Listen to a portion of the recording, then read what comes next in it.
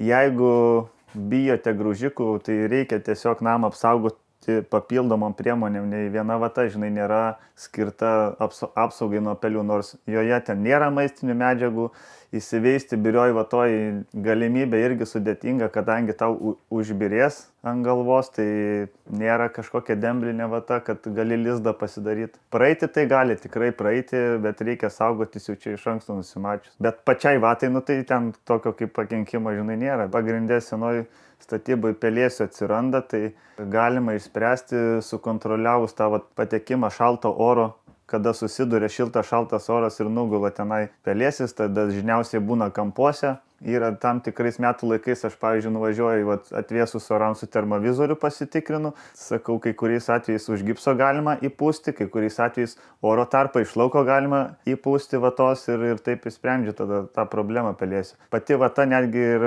apsaugo nuo jo, nes jinai sukontroliuoja šalto oro srautus, sienas.